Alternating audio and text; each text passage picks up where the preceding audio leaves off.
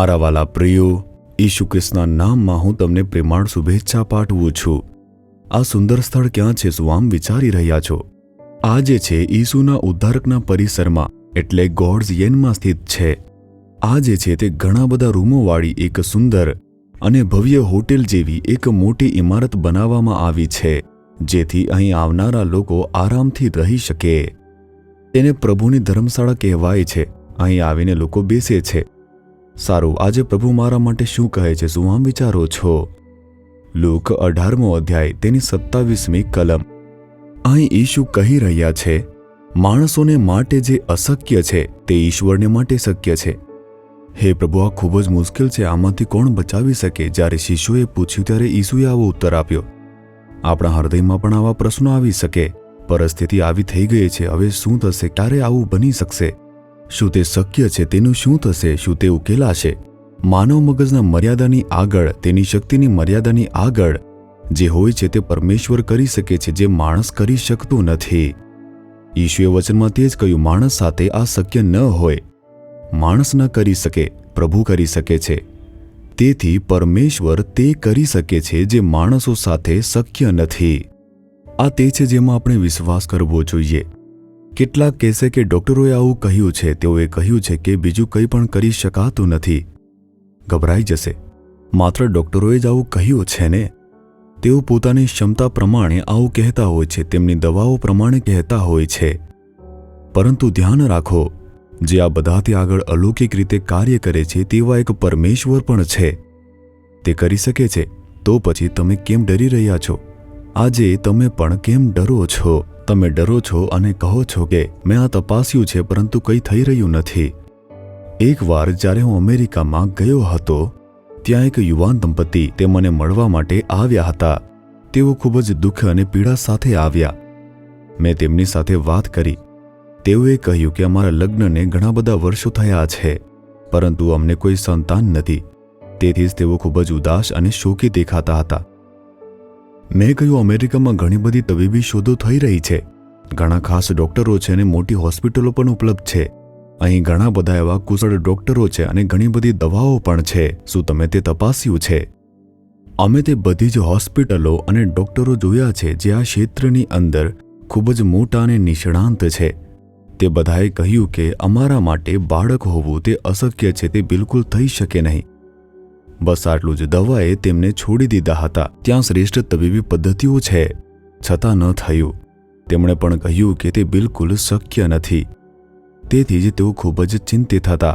મેં તેમને કહ્યું કે તમે કેમ ડરો છો? તબીબી ક્ષેત્રએ કહ્યું છે કે તે શક્ય નથી. માણસો માટે તે શક્ય નથી, પ્રભુ માટે શક્ય છે. પરમેશ્વર તમને બાળક આપી શકે છે.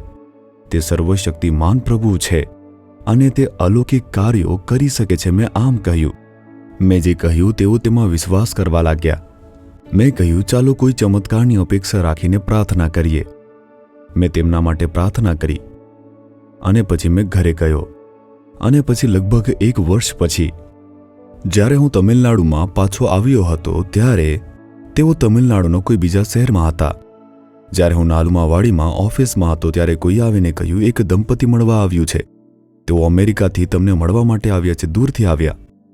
મેં તેમને આવવા કહ્યું કારણ કે તેઓ લાંબા સફરથી આવ્યા અને ત્યાં દંપતી હતું. એ જ દંપતી જે અમેરિકામાં દુઃખ સાથે મને મળવા આવ્યું.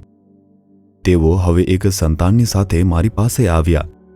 તેઓએ કહ્યું, અમારા માટે તમે પ્રાર્થના કરી. કહ્યું, માણસ માટે અશક્ય છે પણ પરમેશ્વર માટે તે શક્ય છે એમ કહીને તમે અમને આશીર્વાદ આપ્યા અને પરમેશ્વરે ચમત્કાર કર્યો છે.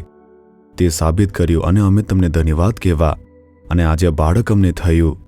તે તમારા હાથમાં આપીને તેને આશીર્વાદ આપવા માટે અહીં આવ્યા છીએ. જ્યારે હું પહેલી વાર તેમને મળ્યો હતો, તે અશક્ય લાગતું હતું. ડોક્ટરોએ આશા છોડી દીધી હતી, પરંતુ ઈશુએ એક ચમત્કાર કર્યો.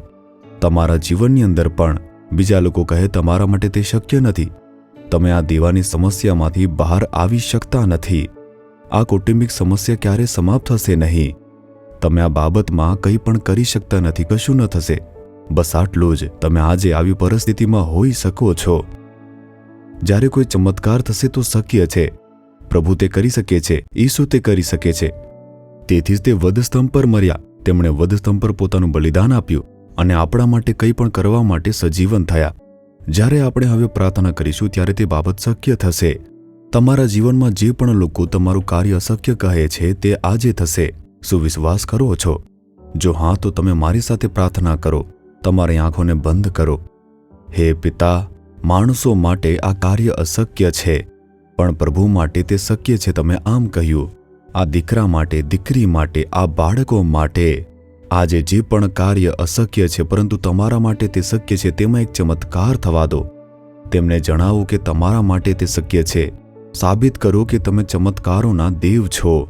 ઈસુ ખ્રિસ્તના નામે તે ચમત્કાર થવા દો પ્રભુ. અમને તે ઈસુના નામે પ્રાપ્ત થાય છે. અમે તેમાં વિશ્વાસ કરીએ છીએ. અમે તે ચમત્કારની અપેક્ષા રાખીએ છીએ. ઈસુના નામમાં આમેન, આમેન. જીસસ રીડીમ્સ ગુજરાતી યુટ્યુબ ચેનલને સબસ્ક્રાઇબ કરો. દરેક નવા કાર્યક્રમની માહિતી મેળવવા માટે બેલ આઇકન પર ક્લિક કરો.